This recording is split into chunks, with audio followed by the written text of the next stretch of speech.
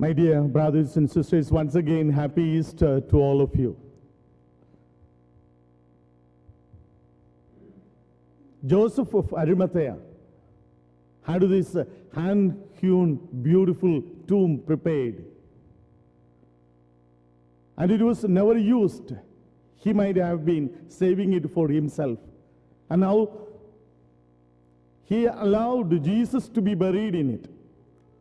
And the people that were in contact with Joseph of Arimathea, maybe his family, his friends, he was also a constant, a good friend of Pilate. So Pilate stopped and asked, "What a fool you are. You gave this beautiful tomb, the hand-hewn tomb, to Jesus. Why did you do that? Why did you not reserve it for you?" And Joseph of Arimathea smiled and said, "He only needed for the weekend." Yes, my dear brothers and sisters, Joseph of Arimathea, a secret disciple of Jesus, a member of the Sanhedrin, believed that Jesus needed the tomb only for the weekend. There was in the second grade of the Catholic school a child named Jeremy. Jeremy was a special need child, but the parents thought he will grow with the other kids in the school, got special permission, so he was with the kids in the second grade. One day the teacher goes into the second grade, explained all about Easter and about the Easter egg. You know, we all have the egg hunt or different sorts of egg. After Mass, I have small chocolate eggs for kids. So, you know, they explained all those things. Finally, she gave everyone a plastic eggs and told, "Take home. Tomorrow when you come, put something that has a life in this egg and bring it and explain what is it meaning to you. How does that shows? That is your homework." And so she gave everyone a plastic egg. It came to the turn of Jeremy. She thought for a while, but then she gave him also one. She thought, "I would make a phone call to Jeremy's parents and tell them what he is supposed to do." But teachers have a lot of things going on in their mind, and the teacher just forgot to call the parents of Jeremy. It was next day, all the kids came prepared with something in their plastic eggs, and the time came, teacher started to call one by one, and everybody came up, opened up, and somebody had a little moss growing, and they said, "See how this small little plant or this one growing up, it has a life." And so many things. Everybody had different ideas. Parents and the kids did good job. It was the last one, and Jeremy was there, and teachers thought, "Oh my God, I forgot to tell the parents of Jeremy." So teacher thought, "I won't call Jeremy," because she was sure Jeremy would not have prepared anything. He might not have understood, so she thought, "I won't call Jeremy." Everybody else was over. It was Jeremy's turn. Jeremy was waiting for the teacher to call his name. Teacher never called. Jeremy walked up to teacher and said, "You don't call me? Don't you want to see what I have?" And the teacher was excited. Maybe he prepared himself without even knowing his parents. And so teacher said, "Okay, now the last one is Jeremy here." And Jeremy comes up with his plastic egg in his hand, and he opens and it was empty. And he says, "Ta-da!" And the teacher said, "But your egg is empty."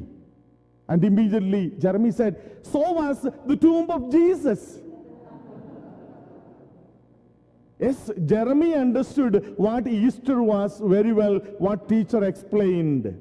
Other than all other kids, Jeremy knew the tomb of Jesus was empty. My dear brothers and sisters, the reason you and me gather in this church today is the tomb of Jesus was empty. No other religious founder ever claimed that I will defeat death and rise to life. No other religious founder ever defeated death and rose to life. Jesus said it to his disciples before he died. And exactly on the third day, Jesus rose to life. Resurrection is the basis of Christianity. Resurrection of Christ is the basis of your faith and my faith. Resurrection is the basis on which the apostles preached, the early church, to the people. Paul writes to Corinthians, if Jesus Christ has not been risen from the dead, your faith and my preaching is in vain, and you and me have lived in sin. 1 Corinthians 14:15. Jesus defeated death and rose to life. And the apostles saw it, Mary saw it, and so we believe it today. He is not in the tomb. He is risen. In the world, we have so many famous tombs. The pyramids of Egypt, I'm sure some of you might have visited. It contains the dead bodies of the pharaohs and their slaves. Well prepared, beautiful to see, and a lot of people go to see that. We have Westminster Abbey, another place where lots of philosophers, literal writers, and famous people are buried at Westminster Abbey. People go to pay homage and see the tombs that are well prepared. There is a tomb in Jerusalem, the Church of the Holy Sepulchre. As you walk in, it is written there, He is not here. Yes, He is not there. He is gone. He is risen. He is among us. He is in your family. He is in this church. He is with you and with me.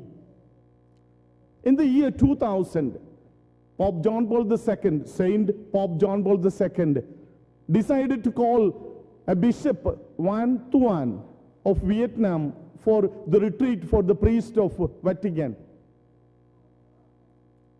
And one day, when Bishop Van Thuan was having a coffee that morning with Pope John Paul II, John Paul II asked, Bishop, what is the topic today?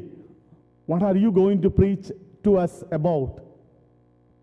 Bishop Van Thuan was into a solitary confinement, imprisoned for being a Catholic in Vietnam by the communist regime. For 13 years in the solitary confinement. And so Bishop Van Thuan is explaining to Pope, every year I was given a bottle of wine and a few pieces of bread. I used to keep it safe, and every evening before I go to bed, I used to put 3 drops of wine into my hands and a drop of water, and would take a small piece, a fragment of the bread into my hands, and I would offer the Mass in my solitary confinement, in that dark dungeon. I would pray to Jesus, come into my hands. Help me that I won't leave my faith. Help me that I won't forsake you. Give me the grace. And Van Thuan is saying to Pope John Paul II, he used to come into my hands every day. I offered Mass, and he strengthened me. He gave me hope. He gave me hope that there will be a day that you will be out celebrating the Eucharist, and I am going to preach to my priests about hope. Resurrection, my dear brothers and sisters, gives us hope. Resurrection gives us hope that every one of our family and friends that we have lost, we will be able to see them one day in the heavenly glory with our Heavenly Father. They are not lost forever, but they are in the heavenly glory, praising God and praying for us here on earth. Resurrection gives us hope that there is a life after death. Resurrection. The disciples on the way to Emmaus did not believe that Jesus was risen. The story, they were not ready to accept. The ladies were saying, hey, we have seen him. He is going ahead of you to Galilee. They were not ready to believe. They were running away from Jerusalem to Emmaus.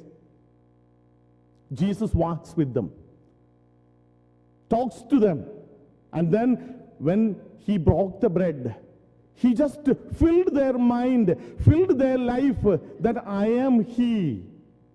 The moment they recognized it was Jesus, He was gone. They ran back to Jerusalem to tell, we have seen Him. Yes, He is risen. In our moments of despair, like the disciples on the road to Emmaus, Jesus walks with us, my dear brothers and sisters. He fills our life with hope. In 2003, there was a large earthquake in India. It hit mostly the state called Gujarat. Lots of buildings crashed down, so many killed. There was a school building also that collapsed. Children in it, many of them died. A 7-year-old child was part of it. His father was out working somewhere like 6 hours away from the school building. But as soon as this father got the news that my son was in the school building when it collapsed, he ran back. It was 7 hours, 8 hours after the earthquake that he reached there. But once he reached there, he started running into the classroom where his son studied. And he was going through the debris, trying to find if his son was alive. Every rescue operators and everybody said, don't go there. You are going to kill if at all somebody is alive. Everything else is going to collapse upon you. You are putting your life into danger. Don't try to do anything. But this father of this 7-year-old would never back away. He kept digging through the debris and he wanted to save his child. He knew my son would wait for me and I would be able to rescue him. And you won't believe, 36 hours, that is 36 long hours, this 7-year-old boy along with 2 other boys were rescued after 36 hours by the sole effort of the father. Like 35 hours, there was some noise and this boy started to shout, Dad, I'm here. And the dad said, my son is alive, he's here. And everybody came to the rescue and 3 of them brought alive. Tired? Completely. But once they got enough medication, enough food, everybody started to ask, how did you survive 3 days without food, without water, in the darkest place? And the boy said, I trusted in my dad. I knew if my dad is alive, he is going to come for me. Every time my friends would cry, when they wake up from sleep, I would say, don't cry, my dad is going to come. Yes, my dear brothers and sisters, our dad is going to come for us when we are in need of him. Our dad is in heaven. He is there for us. He doesn't want to miss any one of us. Easter is that celebration where Jesus promises us that you are mine. You are my sons and daughters in this world. I have told you, I am going to prepare a place for you. Once I have prepared a place for you, I will come back and take you to where I am, so that where I am, you will also be with me. My dear brothers and sisters, let this Easter celebration be a day of new hope, new life in us. Let us bury our old self with Jesus in the tomb, and let us rise to new life and live a new life.